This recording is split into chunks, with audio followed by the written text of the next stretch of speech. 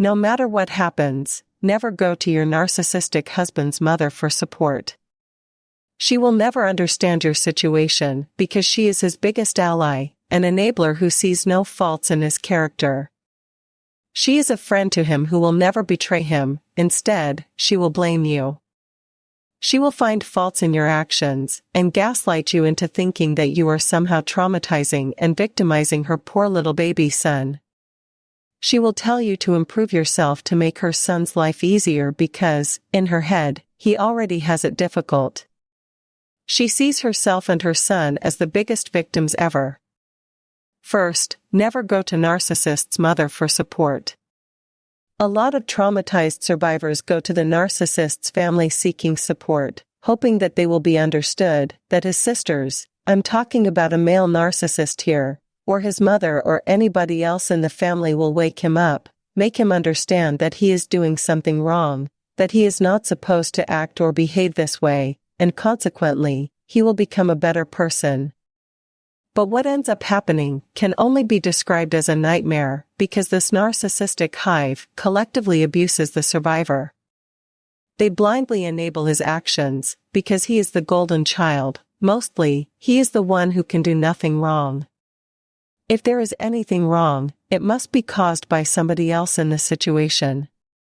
Second, she will further aggravate the issue.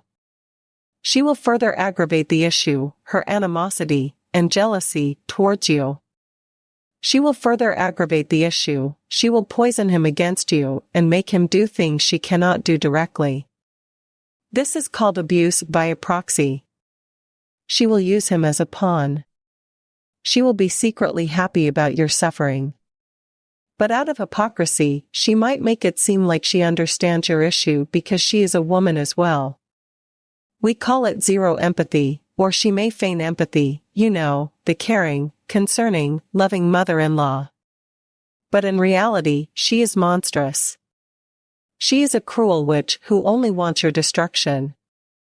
Why? Well, think about it this way, you stole her biggest asset. You didn't, but that's how she thinks about it. You stole her son, the one whom she saw as a replacement for her partner, the person she was deeply enmeshed with and almost treated him like her husband. That sounds disgusting, crazy. Truly, it feels like that if you are a partner of such a narcissistic man, and you have been dealing with your narcissistic mother-in-law, you know what I'm talking about. Drop your experiences in the comments so that you can validate other people, other women who are going through this hell of a ride. Third, she won't understand you as you're an outcast. She won't understand you because you are an outcast. You do not belong to the group, and she cannot accept you. Her daughters, the narcissistic man's sisters, are co-enablers who will abuse you on their mother's behalf, who will also abuse you on his behalf. This is how the cult works.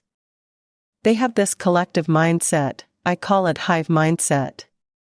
It's like there's one mega mind running the show, the rest are minions. They're reflections of each other, they do not have individuality, they do not have unique personalities, they only work for each other, like worker bees.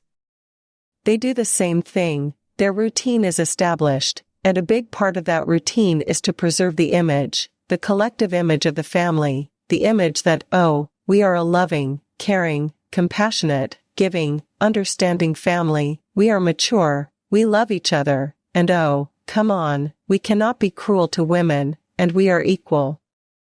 That's the BS they sell to people. Now when you go to them, you are showing them a mirror, and reality is always an aggression to a narcissist, they cannot accept it. They personalize it. Then you tell them how the male narcissist, the member of their cult, is treating you, they make it about who they are. So, it triggers their own shame, and to cover it up, they justify it, they blame you, they blame your family, they blame everybody except their own family, the narcissist, and themselves. Fourth, initially they don't understand it. Unfortunately, a lot of women, in the beginning, do not understand the dysfunctionality and the brokenness of this family unit. So, they try to fix it, they try to bring everybody together, They try to involve themselves. They try to make themselves a part of this system but fail and keep failing. The painful part? They blame themselves because they are told, "Oh, it's your fault. Oh, you are an outsider." They're always made to feel that there's something lacking in them or they're not a good fit. They give and sacrifice and do more, all for what? To be told that you are not enough or that this is how you have messed up and you're going to be treated like an outsider always. Fifth, there is no integration as a family. There is no integration as a family in such a family, and to make them happy is a failed pursuit, which is the reason why you should stay away from them. You should not try at all, no matter how alluring the facade, no matter how kind one of these family members is to you or pretends to you. You should try to stay away and seek help from those who understand your situation as it is, outsiders who have nothing to do with the family, not even extended family. You should not go to the source of this chaos, to the source of this pain because they will always, I guarantee you this, take their child's side. They have been doing that, they vicariously feed off each other, and that's who they are. It's a big parasite, the roots of familial abuse run really deep, and you cannot cut them, you can do nothing about them. It's already a gone case, it's already a dead case. They'll always be like this, they'll always be the victims, they'll always be superior, or they'll always try to be who they pretend to be or project themselves to be as a collective unit, which they call family, but it's nothing but a cult. You will never, ever become a part of it, no matter what you do, how you try, how much you give, and your narcissistic partner is always going to play the dual role. If, unfortunately, he is also a narcissist, which is what we are talking about, then there is no hope, you have to leave everyone. If he is not, which rarely happens, then you both need to go away, you can't do it alone as a partner, he has to wake up as well, he has to realize who his mother is, how deeply he is enmeshed with her, and how he has been psychologically enslaved. He needs to break that trap bond, never look back, burn the bridges, and create his own family unit. But before that, he has to heal his deep core wounds, mother wound, father wound, sister wound, all the wounds together. It's a lot of unlearning. I know, but that is a must.